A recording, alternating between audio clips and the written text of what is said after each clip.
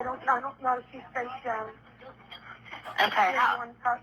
How old is she? 41. Here, hold on. Hey, this is Jose Pereira. Hey, have y'all checked to see if she's breathing? She's not moving one bit. She's not breathing. Okay. I just tried to assess her, touch her. She's completely face down in the yard. Do you see any blood or anything to where, from where she fell? I don't know if I should move her over. I mean, she's completely face down. Okay. I mean, can you just check and see if she's breathing? If she's not breathing and you know she's gone, then just leave her where she's at. If she, okay. I'm completely not sure. Do you know if she was suicidal at all? I have no clue. I've met her one other time.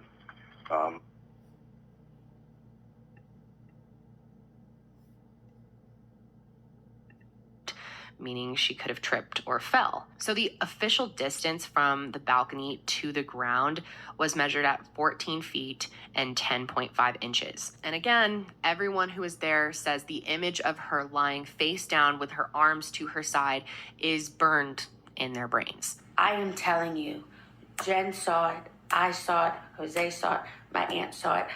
I will never get that image out of my head, that woman's hands, it was... Okay, this is exclusive at #$reviews. I'm your host, Puma/Ill Will. Once again, this is a special segment. I seen Willie D's channel, and he had a discussion about how important it was for us to spread this information about this sister named TAMLA HORSFORD. TAMLA HORSFORD. As you can see below, that is her name. Black woman, as you see, hanging out in Georgia in a county called Forsyth, which is known to be super racist, known for lynchings. And for some odd reason, no disrespect to Miss Tamla, but what is going on with you black women thinking that, or black men thinking that, hey, especially in Georgia, Mississippi, what is really going on? Y'all thinking that you can hang out with these... I'm being real with you. Y'all know that these white folks are evil as hell. You can't just sit there and hang out with them, party with them, and drink with them. And then you got some two other individuals, men there in Georgia, Forsyth. I don't care if I'm in goddamn Idaho, Oregon. I don't care if I'm in Alaska. You will not catch me hanging out with a group of white people in their private home. And if I am going in an area with white people, I'm ready. I got my I got my bear mace, pepper spray, and a beautiful weapon. I'm going ready to react. Do you understand? Ready to react. Ready, hand on the trigger. You understand? I got my hand on the trigger. You know what? Listen, man. Yeah, let's get her justice. Let's get Tamla HORSFORD justice. But this is the most sickening, disgusting story that I heard. Tamla's husband, can't remember his name, shared in this video that he went to go look at her body when it was finally ready, and he said that they had her face in blackface, and they had the nerves to say that they were trying to cover up the cuts. And she's obviously a red, brown complexion, you know, being in Georgia, of course, you know, she's going to be a little bit darker than somebody that lives up north in Seattle, but at the same time, he said that they blackfaced her to a point where you see her hair color. He said that her face was covered up like with shoe polish when he came and arrived to look at her. And I'm gonna let you listen to the video. Just watch. Hey, I'm gonna share something else with you real quick. One time when I was driving. So one time when I was an Uber driver, I picked up 3 white women. They were over 40, easily. And they were having a discussion, just talking. they're just talking. I've heard white people talk like this before. And they had, I mean, the conversation that they were having was so evil. And this is what I'm going to share with you what they're talking about. They were talking about their own relatives, about how they're older, they're rich, and they can't wait to get their money, the father's money, and she can't wait for him to die. And I mean, the conversation, and not only that, all three of them were laughing, and it was like no remorse about what they were saying. They had no concern about me listening, and it was just like water under a bridge. Do you understand? This is how white people feel about their older parents when they're like 70, 80, where they're just like, we want to just knock them out the way so we can just have their money and enjoy it. Now, if they have no remorse about how they feel about their older parents, how the hell do you think that they're going to feel about you? This black female had the audacity to be in Georgia. No disrespect to Miss TAMLA HORSFORD, but I'm using this in a harsh way because y'all black women and black men don't seem to get it. And you got the black children or black teenagers that love to go and hang out with large groups of white people or just be alone in their home. Look, let me say something.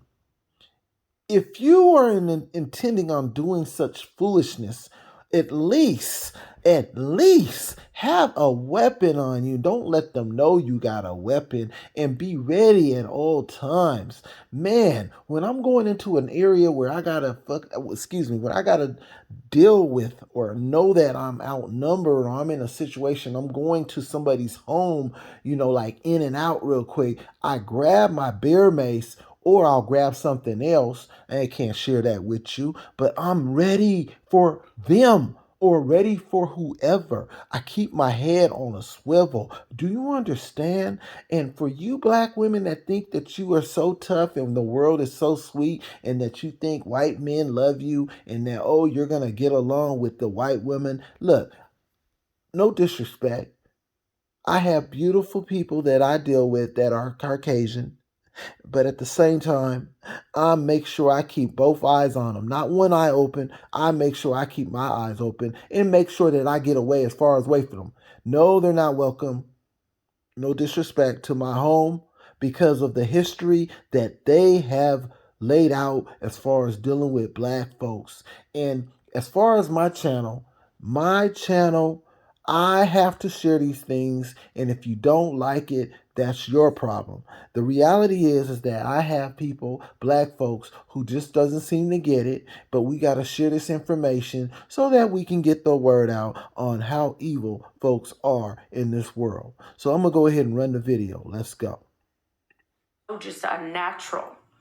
And that they were down by her side. And I'm like, even if she fell, why didn't she try to stop? Like, that's my first thought is, if you don't know white folks good enough, you can just tell. I can listen to them and look at them now and look at their posture and how they smile and how they talk.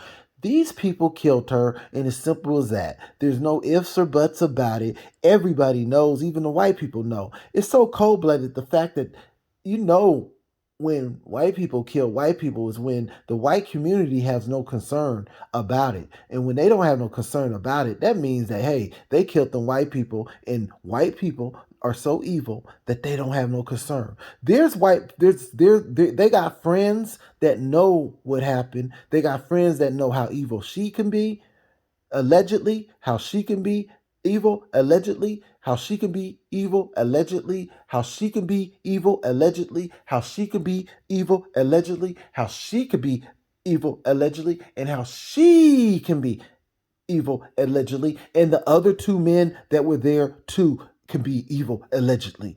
Obviously, nobody's coming forward to tell what they know because they do know. And so if I'm sitting there saying that they're evil, allegedly, what does that really mean? They're evil because they don't want to share what happened. They don't want to share no information on what happened. You didn't have nothing to do with it. You didn't have nothing to do with it. You didn't have nothing to do with it. You didn't have nothing to do with it. You didn't have nothing to do with it. You didn't know how to do it. You didn't, but you know something about what happened. So if you know something what happened and you're covering up, you're a part of the murder too. Allegedly. This is for educational purpose only. So now I'm going to shut up and I'm going to roll the video. Let's go. I guess I would put my hand, like, how do you land like that?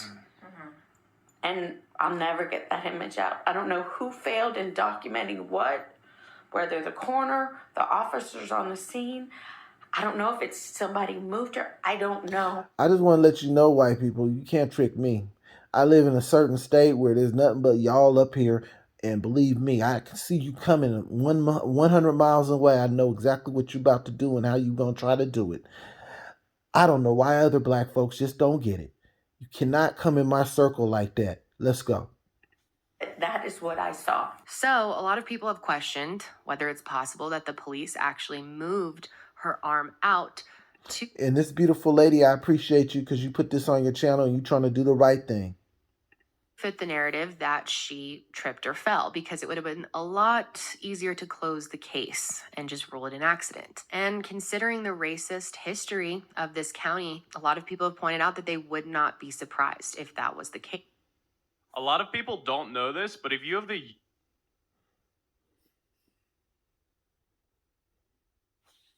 only time that they were on the deck was once, and they were trying. Rewind. Is literally face down. And everyone else said that when they saw Tamla outside, that she was face down with her arms right to her side straight, and that her legs were also just straight out. She was face down, but like her arms were down, like she just face planted is the best way I can describe it.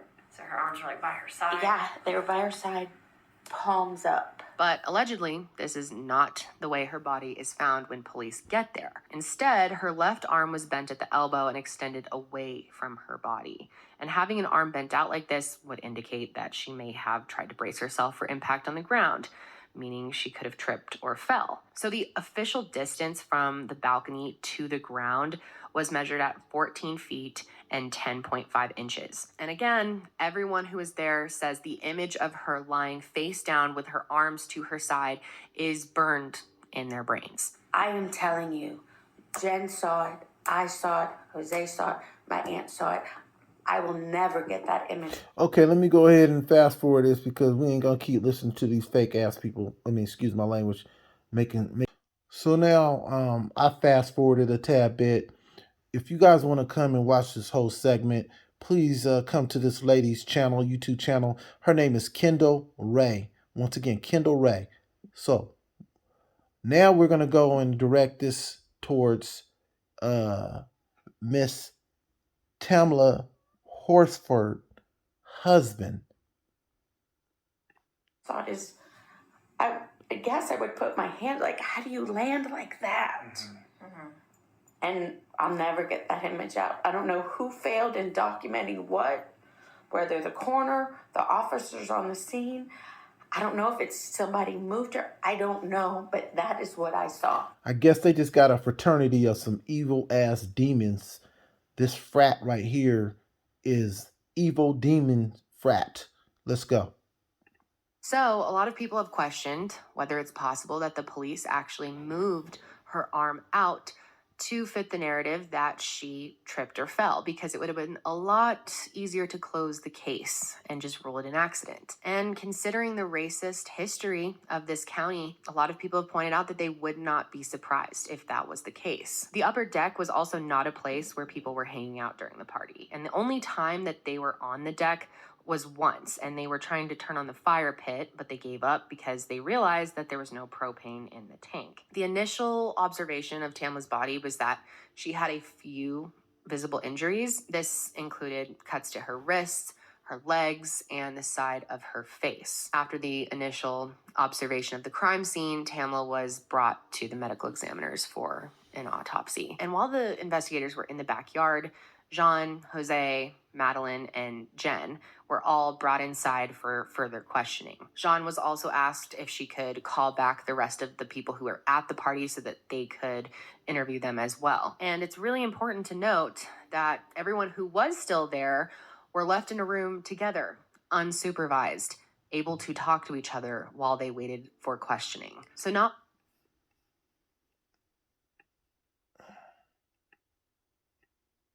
This is the good part right here. This is the husband. Listen carefully. it was said to him with no remorse, no sympathy, no care at all. I finish using the restroom, go downstairs, answer the door, and the cop says, "Is your name Lee?" Let me rewind this real quick. He met with disrespect. When they first knocked on the door, he was going to the bathroom, so he asked his sons to answer the door, and they quickly came to him and said, "Dad, there's police here." So he finished up and met them at the front door. They asked him 3 times if his name was Lee, and he kept asking, "What does this pertain to?" I said, no.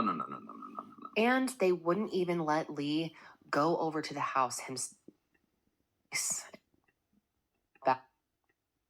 And louder. The last time that he So he said, "It's about your wife. She's deceased." That was his exact words. "It's about your wife. She's deceased." And I said, "What?" I said, no.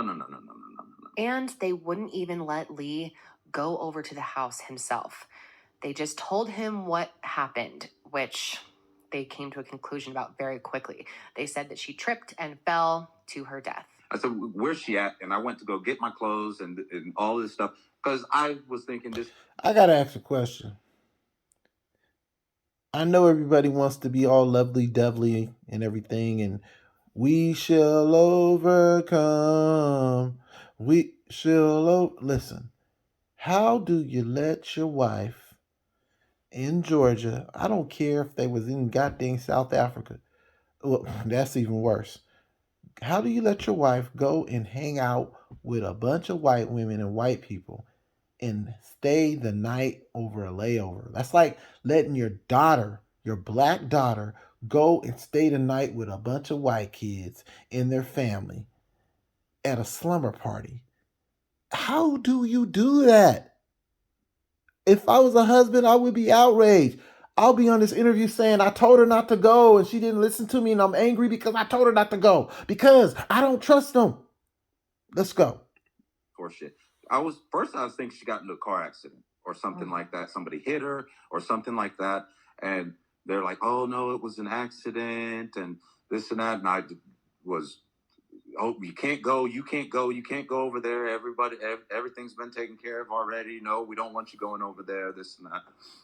And so I was sitting on the front porch with them, and they're like, "Well, it seems that there was an accident. It seems she tripped over something and fell in the grass and this and that." And I'm like, "My wife tripping over something and falling in the grass? I've seen this girl drink half a bottle of tequila and dance salsa in 6-inch heels.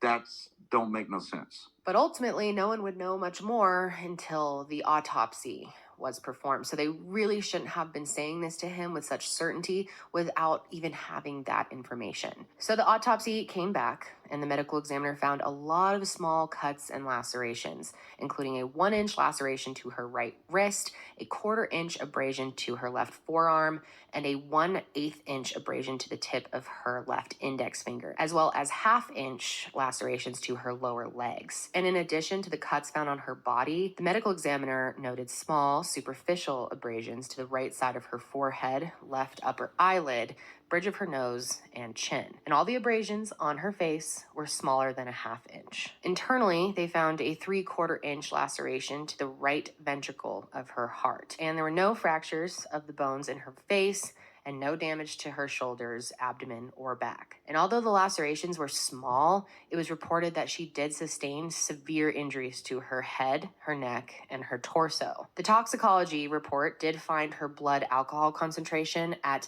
0.238, which is almost 3 times the legal limit. And she was found with trace amounts of THC, which does make sense according to everyone's story, and also Xanax in her system. And I do want to note that Tamla was not known for taking Xanax. She was not prescribed Xanax, and no one in her family was either. And the interesting part about this is it wasn't yet metabolized in her liver which means she had just recently consumed it. After the analysis, Tamla's official cause of death was due to multiple blunt force injuries, consistent with a fall, and her manner of death was ruled an accident. The medical examiner's report was made public on February 6th, 2019, and stated that there was no evidence of injuries that would indicate foul play. Also, another huge piece of information to note here is there were no photos taken of Tamla's body. Strange, because it's required. For some reason, it just was not done. And also, the crime scene was incredibly poorly documented. That does make you think maybe there's a possibility that the police wanted to close this case very quickly and not, have a lot of room for people to ask questions. So the police is... So once again, I was directed, or it was shared on Willie D's channel. I'm going to put a screenshot of Willie D's channel, and you guys can figure this one out. All I can say is that we have Emmett Till. We had another situation with a brother in Mississippi decided that he wanted to go work in a town and then not have transportation to get back where he needed. So like I said before, in Mississippi, you had another individual, a young man, who decided he wanted to go work in a town in Mississippi and not have transportation to get out of that town. And once again, he went to the police station begging them to help him out. And of course, them, racist police officers in these towns, in these places, because it's infiltrated allegedly with evil men and women that happen to be, I don't know, Caucasian. Evil men and women working in these police departments, allegedly, who consider himself to be Caucasian or white. I am going to be sharing another segment soon that I'll be putting together related to Indians from India being brought over by this government, being brought over by individuals allegedly like Bill Gates. I'm changing the story, but I'm just sharing this with you because I'm gonna be doing a segment on racism. This is just related on the racism that's going on. And you would try to say that, oh, they're so nice, they're kind, they're bringing over the Indians from India. Oh, and they're bringing them over in large droves in the communities, for example, in Washington State, in areas called Snohomish and Redmond, or Snoqualmie and Redmond. Snoqualmie, Redmond, Issaquah. And they're spread them, they're everywhere. The the folks from India are everywhere. And had a discussion with another older man who happens to be African American from Tennessee. He's like close to 70 or over 70. And what we came up and we spoke about is they're bringing them over here for political reasons, for voting. And it's said that Indians are being brought over here and categorized as far as when they vote or where they're listed as white. And they're taking this. Indians are doing these things because they're being brought over here freely with the opportunity to come over here to America, which they love, most doubt, and no doubt about it, they love this. They love the fact that they come to America. And one thing they love too is they love the fact that they get to rub shoulders side by side with white Americans as their favorites. And at the same time, they try to look down on the black folks in America. You understand you see where I'm going with this? But they're brought over here at the same time for one reason, and maybe more than one reason, actually more than one reason, but I'm going to just share the main reason. My alleged thinking, I'm making this is allegedly that they're bringing them over here for voting for a certain party. Vote for a certain party, Republican or Democrat, and they're brought over here in droves. How are they coming over here on work visas and they're bringing their entire family? I'm going to share video footage of them walking around in a dang mall more than white folks. This area used to be tainted with white folks, and now they got Indians everywhere by design. It's crazy. This country is full of SHIT. They're talking about stopping people from coming from immigrating from certain countries, but that's a bunch of bull because they're flying them over here nonstop. India's from India. Do you understand? So once again, this is exclusive at hashtag $Reviews. I'm your host, Puma/Ill Will. And I'm going to go ahead and finish this off with at least 1 minute of this lady speaking. Let's go.